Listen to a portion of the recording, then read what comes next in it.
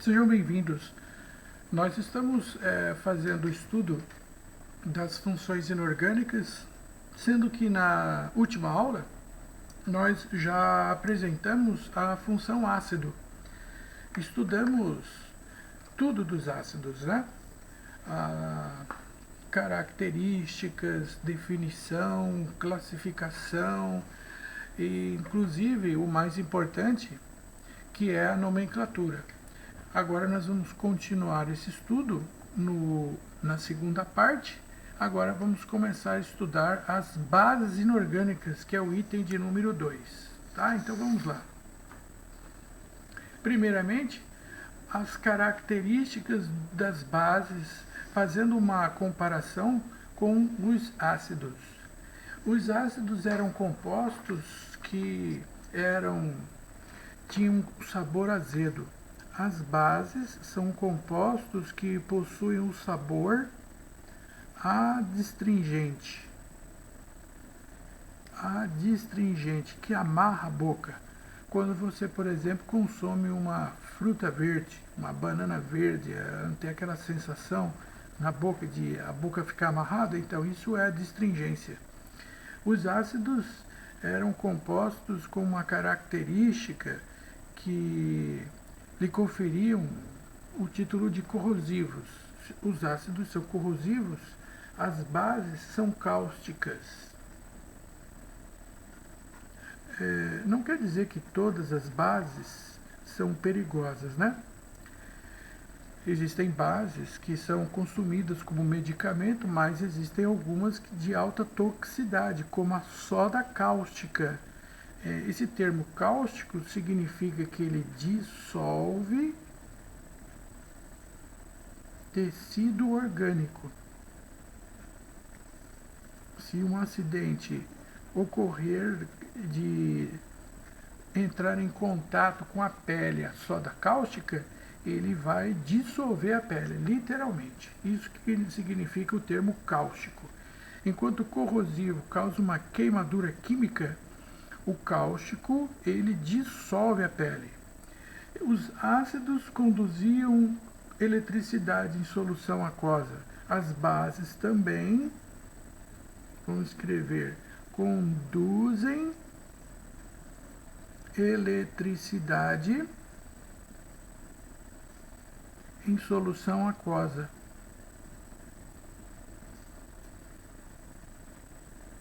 Devido à presença dos íons que nós já vamos constatar. Os ácidos e bases alguns compostos são perigosos no manuseio.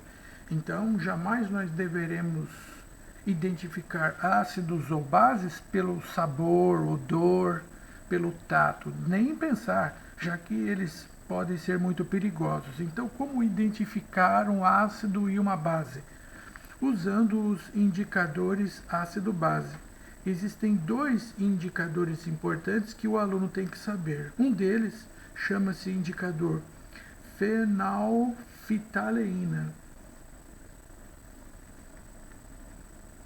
E o outro indicador ácido-base é o conhecido como papel de tornassol. A fenolftaleína em meio ácido era incolor. Fenolftaleína em meio básico fica rosado, avermelhado.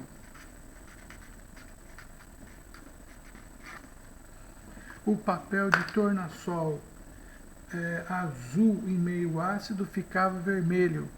O papel de tornassol vermelho em meio básico fica azul.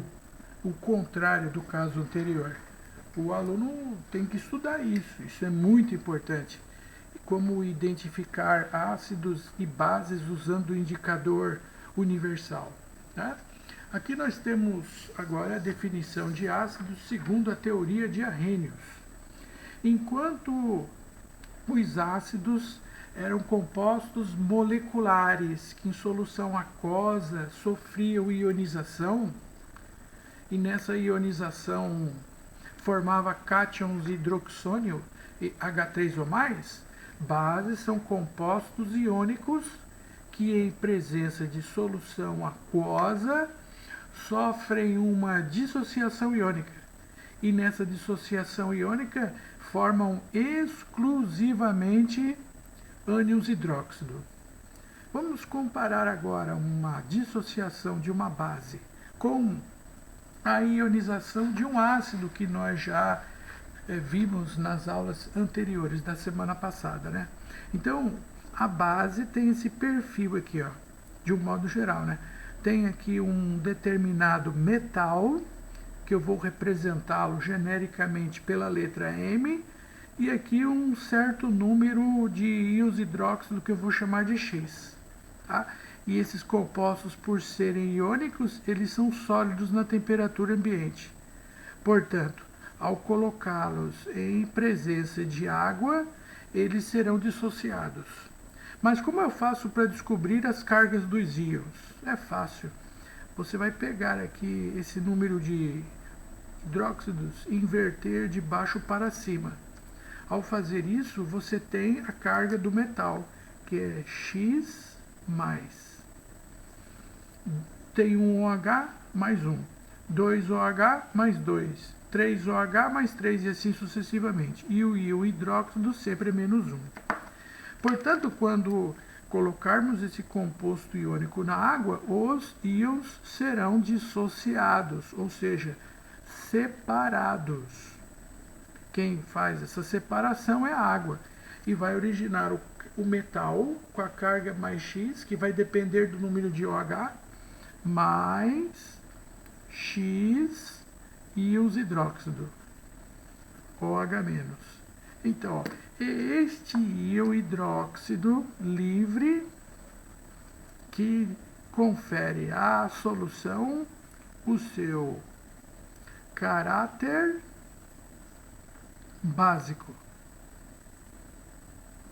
a presença dos íons hidróxido, ok? Esse aqui é o perfil, essa é a característica geral de uma base de segundo arrênios. Compostos iônicos que têm a ligação iônica, que em solução aquosa sofrem dissociação iônica. Dissociação iônica é a separação dos íons pela presença da água. E isso é uma base porque formou o íon hidróxido. Todos os compostos considerados bases de arrênios possuem esse comportamento, esse perfil. Todos, com exceção de uma base, que eu vou colocar aqui para vocês. Minha canetinha vermelha já achei aqui, ó. Todos os compostos possuem esse perfil, exceto a amônia. O amônia, o NH3, é um composto muito importante. Ele aparece com muita frequência. E a amônia é considerado uma base de arrênios, porque quando colocarmos em presença de água, o que vai acontecer aqui é o seguinte, ó. A água, ela tem 2 hidrogênios.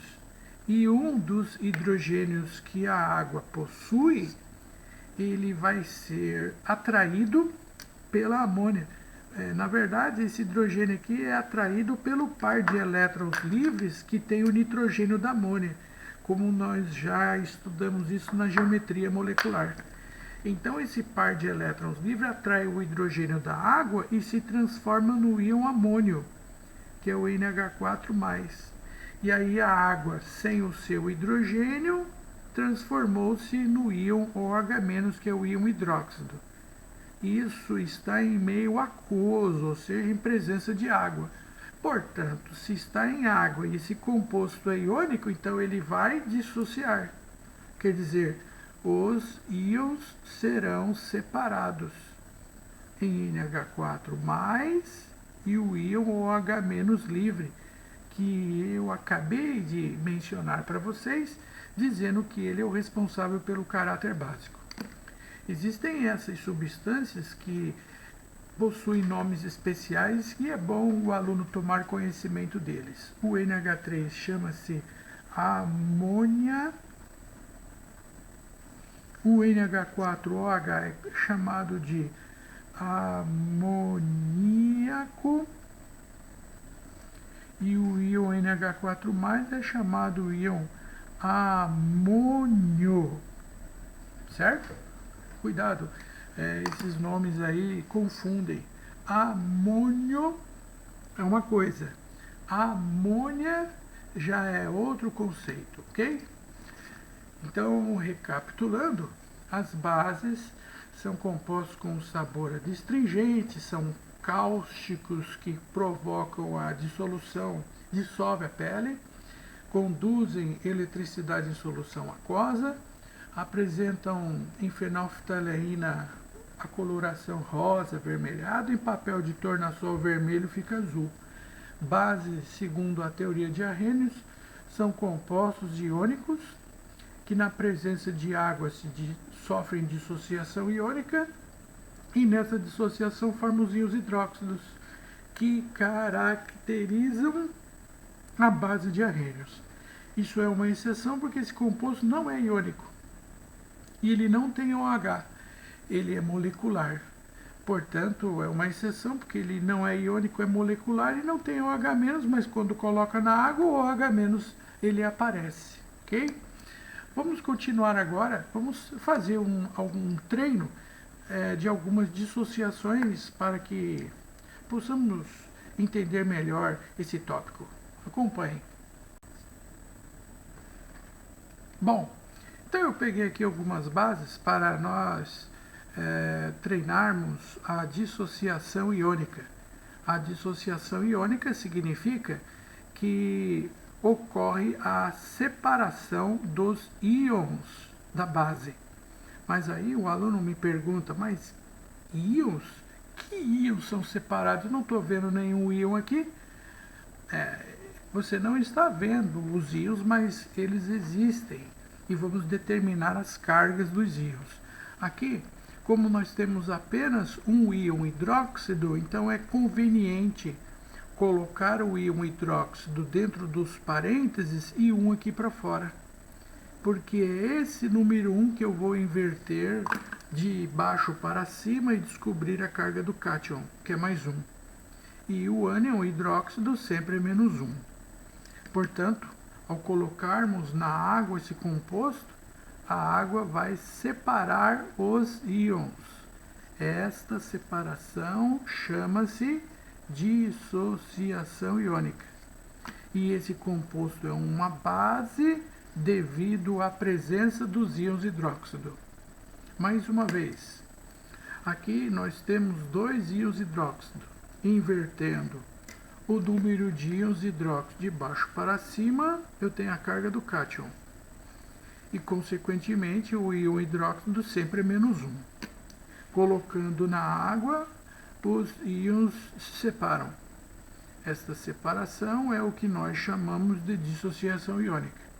Na dissociação, nós teremos o cálcio 2+, mais 2 íons hidróxido, com carga 2-, ou melhor, 1-, que são 2 íons hidróxido. E o íon hidróxido livre que permite eu chamá-lo de base. E assim sucessivamente. Aqui eu vou inverter os 3 íons hidróxido para cima e aí eu tenho a carga do metal. Percebe-se que a carga do metal depende do número de hidroxilas. 1 OH, a carga do metal é mais 1. 2 OH, a carga do metal é mais 2. 3 OH, a carga do metal mais 3. E aqui são 4 OH, consequentemente, a carga do metal é mais 4. E outro detalhe, a carga do íon hidróxido sempre é menos 1. Então, vamos colocar isso daqui na água, o que vai acontecer? Acontece o seguinte, a água vai separar os íons. Então, nós teremos alumínio mais 3 aquoso mais 3 íons hidróxido, OH menos 1 aquoso. E o OH menos livre que dá o caráter básico da solução. No outro, SN4 mais aquoso mais 4 íons hidróxido. Entenderam como nós fazemos uma dissociação iônica? E outro detalhe importante, o que permite chamarmos esses compostos de base é a presença desse íon aqui, ó, do íon hidróxido. Tá? Esses íons OH- livre é que permitem chamar esse composto assim de base, ok? E de acordo com o número de íons hidróxido na fórmula, eu classifico as bases. Tá? Essa classificação está relacionada com o número de íons hidróxido. Por exemplo, se a base tem um íon hidróxido, ele é classificado como uma monobase. Por exemplo, NaOH, por exemplo, NH4OH, por exemplo, KOH, etc. Fácil. De acordo com o número de íons hidróxido, é classificado como monobase se tem um OH. De base se tem dois OH, por exemplo, MgOH2, por exemplo, CaOH2. E aqui não existem exceções, como no caso dos ácidos. Tribases, portanto, eu tenho 3 íons hidróxido, AlOH3, FeOH3, etc. E o máximo que uma base pode apresentar são 4 íons hidróxido, SnOH4, PbOH4, etc. Então, essa classificação ela é simples e não existem exceções. Uma hidroxila na fórmula monobase, 2 hidroxilas de base, 3 hidroxilas tribase e 4 hidroxilas tetrabase. Agora eu vou falar um pouquinho sobre a química do cotidiano, que é a aplicação de algumas bases do nosso dia a dia. Acompanhe. Eu vou listar aqui essas bases que podem eventualmente aparecer e é bom o aluno tomar conhecimento delas. O primeiro, o NaOH, como eu já falei há poucos minutos atrás, chama-se soda cáustica, utilizado para a fabricação do sabão e também para o desentupimento de encanamentos. Vou escrever também essa característica, né? Desentupir encanamentos com gordura, né? O outro é o CaOH2, chama-se cal hidratada. O uso principal da cal hidratada é usado na construção civil, na pintura das guias públicas do meio-fio, né, com a cal hidratada é o que eles passam no meio-fio, nos postes de iluminação, etc. Esse outro é o famoso e conhecido como leite de magnésia. O leite de magnésia, né, ele pode ser usado além de laxante, aqui está especificado. Outra aplicação também é como antiácido estomacal. A pessoa fala, eu estou com uma acidez, gastrite, pode tomar leite de magnésia, ele é bom, ele resolve essa situação, né? Antiácido estomacal. Outro antiácido estomacal é o hidróxido de alumínio. Ele é vendido às vezes na forma de xarope, né, líquido. Às vezes ele pode ser vendido na forma de comprimidos. Esse aqui é um antiácido conhecido como Gastrol e aqui está a sua constituição. Hidróxido de magnésio e hidróxido de alumínio. Principalmente são esses dois aqui os responsáveis para diminuir a acidez estomacal. E também o hidróxido de alumínio ele é utilizado no tratamento da água, no processo chamado de floculação ou coagulação. Vamos escrever essa característica.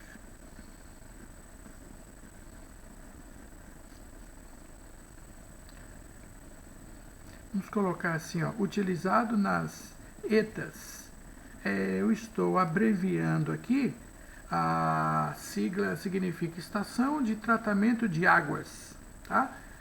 Utilizado nas estações de tratamento de água, na etapa da floculação. Uma outra base é o conhecido como amoníaco, tá? Utilizado na limpeza, na constituição dos produtos de limpeza pesada, né, como Ajax, Fúria, Veja, Vanish, etc. Vamos colocar essa característica. Utilizado em produtos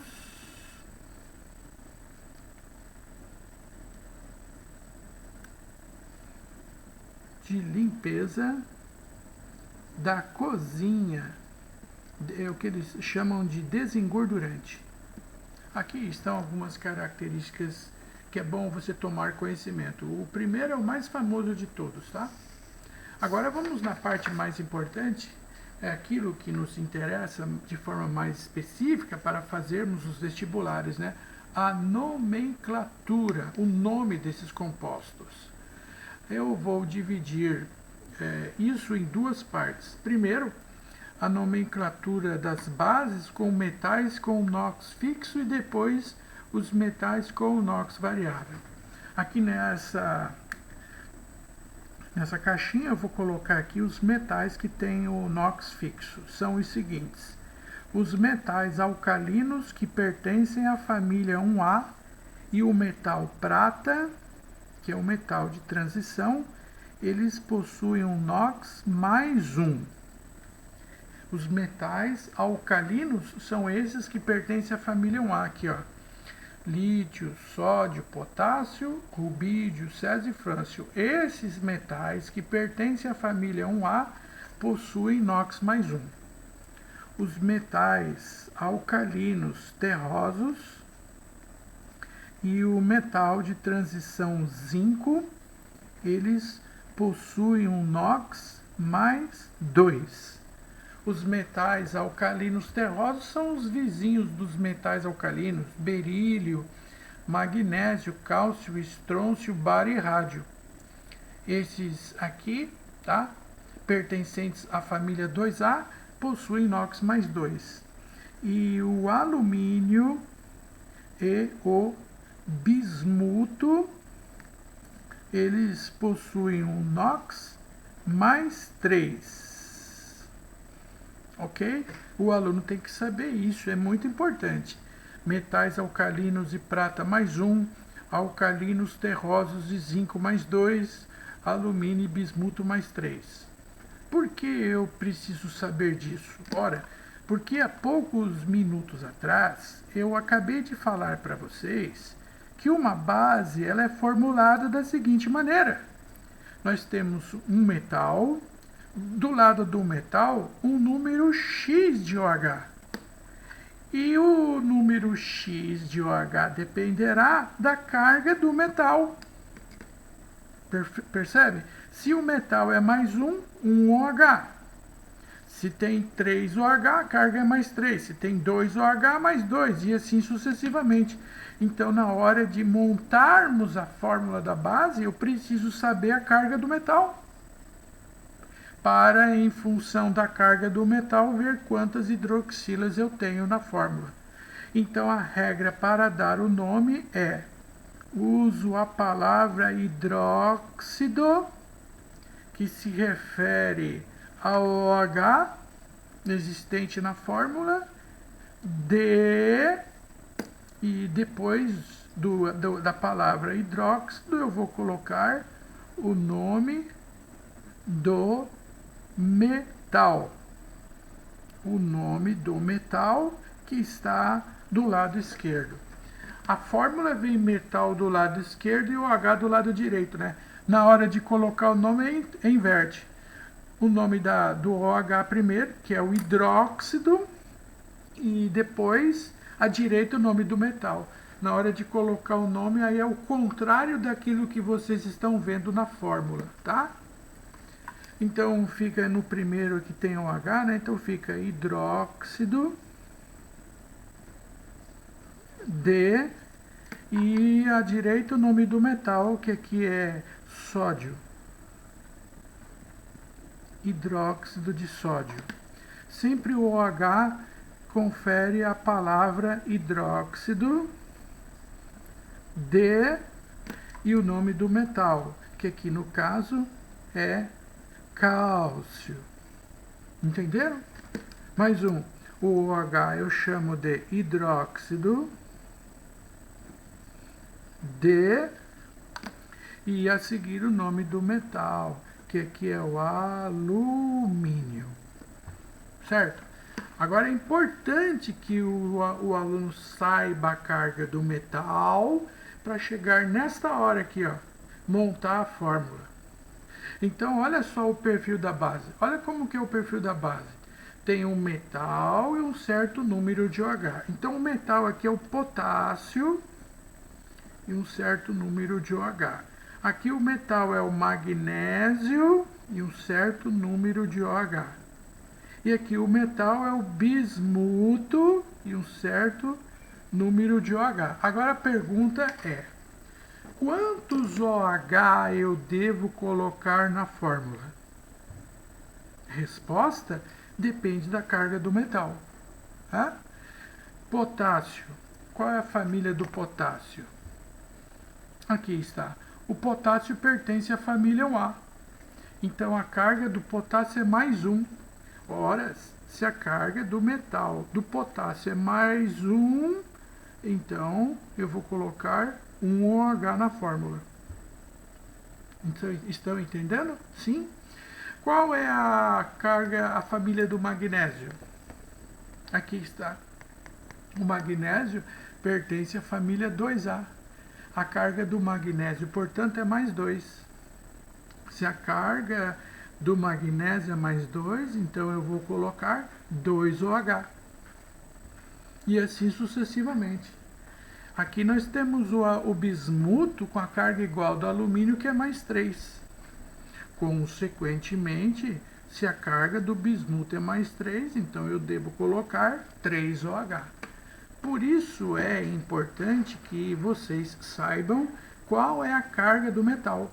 Porque a carga do metal vai originar o número de hidroxilas existentes na fórmula. Tá, essa é a primeira parte da nomenclatura, que são referentes aos metais que têm o NOx fixo. Agora vamos ver os metais que têm o NOx variável. Observem. Para os metais que têm o NOx variável, eu fiz essa tabela para apresentá-los.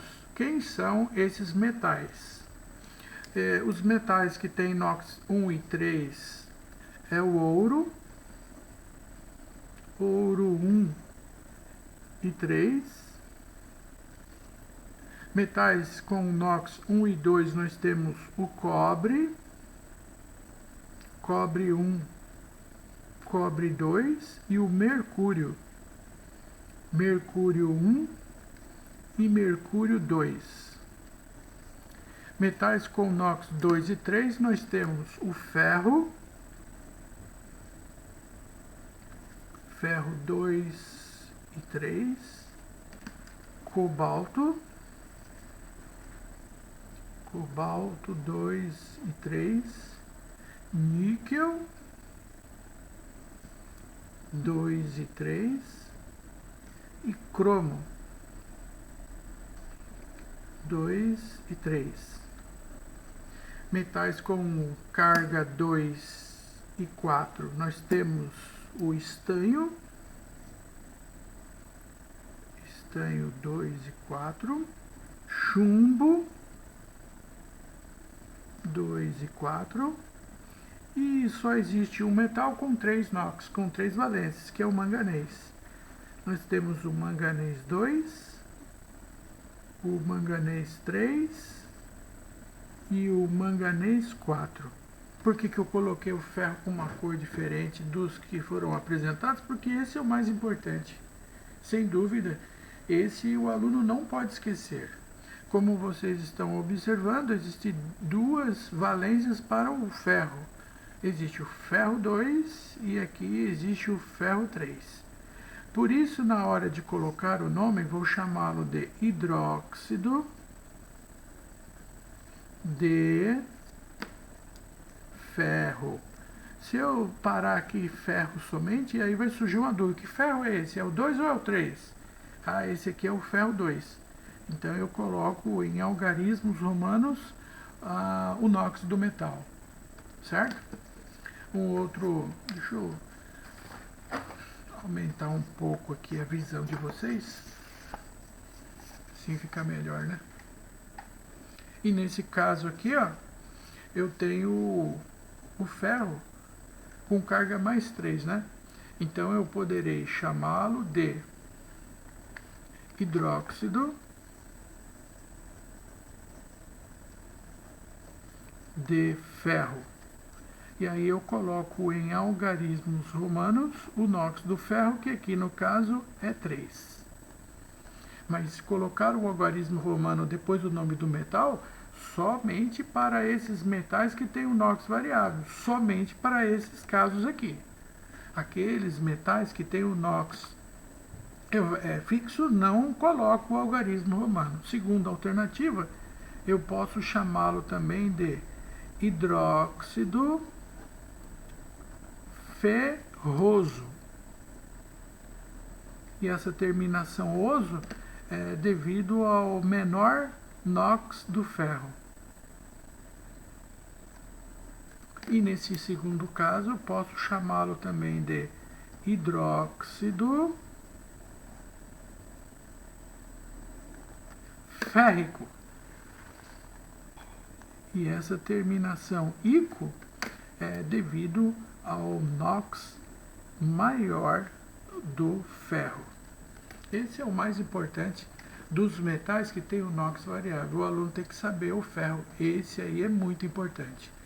Aí depois dessa teoria das bases, aí nós vamos aplicar isso tudo nos exercícios. Muito obrigado.